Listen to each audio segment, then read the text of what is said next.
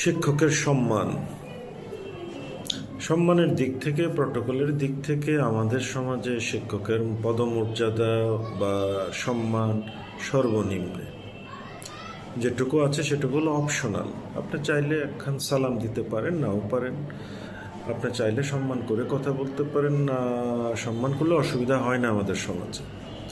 কারণ শিক্ষক তো কিছু করতে পারেন না। শিক্ষক শুধু ক্লাসরুমে পড়াতে পারেন, বাচ্চাদেরকে ভালোবাসেন, বাচ্চাদের সাথে কাজ করেন, ঘাম ঝরান, বাচ্চাদেরকে ভালোবাসেন, বাচ্চাদের শত আবদার হাসি মুখে মেনে নেন। তো ওনার কি কোয়ালিটি আছে? উনি কি অন্যান্য বড় বড় বসদের মতো নাকি? বড় বড় বসদের অনেক ইনকাম আছে, ওনাদের কলমের জোর আছে, শক্ত পজিশন আছে, অনেক টাকা ইনকাম করেন, কালো কালো গাড়ি পান, সুন্দর সুন্দর গাড়ি পান, অনেক ক্ষমতা আছেন, ওনাদের অনেক কিছু আছেন। সব কিছু মিলালে পদমর্যাদার দিক থেকে, অর্থপ্রাপ্তির দিক থেকে, সুযোগ সুবিধার দিক থেকে আমাদের শিক্ষকদের সম্মান এটা হলো অপশনাল কিছু। সম্মান করলেও হয়, না করলেও হয়। আর যদি বাস্তবতা দেখেন তাহলে শিক্ষকের মতো এত হতভাগা আমাদের সমাজে, পৃথিবীর অন্য সমাজে নেই। যেমন ধরুন, শিক্ষকের চাকরি চলে গেল, কথায় কথায় চাকরি চলে যায়, কথায় কথায় শিক্ষককে শাস্তি দেওয়া হয়, কথায় শিক্ষকদের দুর্দশা দেখতে হলে বকশীবাজার বোর্ড অফিসে যান, দেখবেন হাতে ফাইল নিয়ে কত শত শিক্ষক ঘুরছেন বছরের পর বছর। শিক্ষক যদি মামলা করতে হয়, শিক্ষককে যদি ফাইল নিয়ে দৌড়াতে হয়, তাহলে শিক্ষক পড়াশোনা করবেন কখন? শিক্ষকের মনটা পবিত্র, শিক্ষকের মনটা শিশুর মতো। শিশুদের সাথে থাকতে থাকতে উনি শিশুর মতো একটা মানুষ। ওনাকে যদি জটিল জগতে ফাইল নিয়ে দৌড়াতে হয়, তাহলে আমাদের সমাজের সম্মান তাতে বাড়ে না। সম্মান বলতে তো আমাদের সমাজে কিছুই নাই। সম্মানিত ব্যক্তি যেখানে সম্মানিত হন না, সেই সমাজে গুণী ব্যক্তি আসবেন কিভাবে? আমাদের সমাজ ব্যবস্থায় আছে, যিনি আপনার বেশি টাকা ইনকাম করেন, বড় শক্ত পোক্ত চাকরি করেন, তার সম্মান অনেক বেশি। শক্ত পোক্ত মানে হলো ওনার অনেক অনেক কিছু আছে আর কি। উনি চাইলে অনেক কিছু করতে পারেন, ওনার অনেক পাওয়ার আছে, টাকা আছে, পদমর্যাদা আছে, অনেক কিছু আছে আর কি। শিক্ষকের তো কিছু নেই। শিক্ষকের ভালোবাসা আছে ছাত্রদের প্রতি, কিন্তু এই ভালোবাসা তো খুব একটা কাজে লাগছে না আমাদের সমাজের শিক্ষক।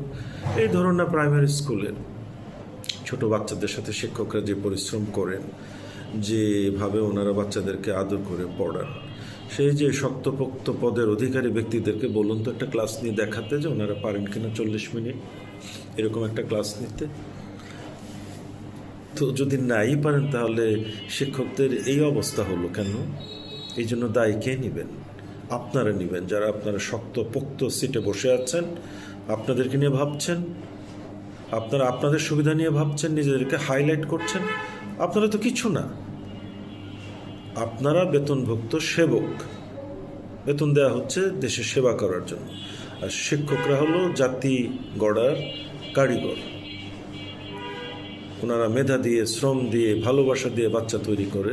ওনাদের নেই কিছু, আর আপনারা জাতির সেবক হয়ে আপনাদের তো শান শৌকত, সুযোগ সুবিধা। ওরে বাবা, আপনাদের দিকে তাকাতেই তো ভয় লাগে। কোথায় বেয়াদবি হয়ে গেল, আদবের খেলাপ হলো। আদবের খেলাপ হলে আবার কার ভাগ্যে কি নেমে আসে ঠিক নেই। এই মেন্টালিটি থেকে আমরা চলুন সরে আসি, এসে গুণী ব্যক্তিদেরকে সম্মান করতে শিখি, দেশকে উদ্ধার করি। আমরা দেশের অনেক ক্ষতি করে ফেলেছি। আমাদের ওই শক্তপোক্ত সিটের অধিকারী ব্যক্তিরা দেশের অনেক ক্ষতি করে ফেলেছে। আজকে শিক্ষকতার পেশায় গুণীজনরা থাকতে চান না, আসতে চান না। আসলে অত্যাচারিত হন, কষ্টে জর্জরিত হন, অভাব অনটন অত্যাচার চারদিক থেকে। অভিভাবকদের অনেকে আছে শিক্ষকদের সাথে সুব্যবহার করেন না। ক্ষমতাশালী অভিভাবক হলে তো শিক্ষকের 12টা বেজে যাবে। তারপর ম্যানেজমেন্টের কমিটির একটা ঠেলা তো আছে, ওনারা ম্যানেজ করেন না। আমাদের দেশে ম্যানেজ করা মানে হলো না একটা ক্ষমতা আছে। তো শিক্ষক তো কিছুই নেই, ম্যানেজ করারও ক্ষমতা নেই, ক্লাস নেওয়ার ক্ষমতা আছে। কিন্তু ক্লাস নেওয়ার ক্ষমতা যার আছে সেই পৃথিবী গড়তে পারে। তিনিই পৃথিবী গড়তে পারে যিনি ক্লাস নিতে পারেন। আর যিনি সর্বোচ্চ সিটে বসে আছেন, অনেক সম্মানিত সিটে বসে আছেন, ওনার কোনো ক্ষমতা নেই। উনি বেতনভুক্ত সেবক। যে দেশের সেবকের শক্তি সম্মান বেশি, সে দেশ কখনোই সে দেশের উন্নয়ন হয় না। আপনি পৃথিবীর উন্নত দেশগুলোতে ঘুরে দেখুন, একজন শিক্ষকের সম্মান সুবিধা কত। শিক্ষকের সাথে দুর্ব্যবহার করা তো দূরের কথা, শিক্ষকের সম্মান তো রাষ্ট্র থেকে দেয়া হয়। রাষ্ট্র শিক্ষককে অনুরোধ করে এই পেশায় আনে উন্নত দেশগুলোতে। শিক্ষকতায় আসার জন্য বিভিন্ন ইনসেন্টিভ ঘোষণা করা হয়, শিক্ষককে সম্মান দেওয়া হয়, সেটা আমাদের দেশে নেই। কবে আসবে সেই দিন? আসুন অপেক্ষা করি এবং সবাই মিলে কাজ করি। এই হোক আমাদের প্রত্যাশা। আসসালামু আলাইকুম রহমতুল্লাহ।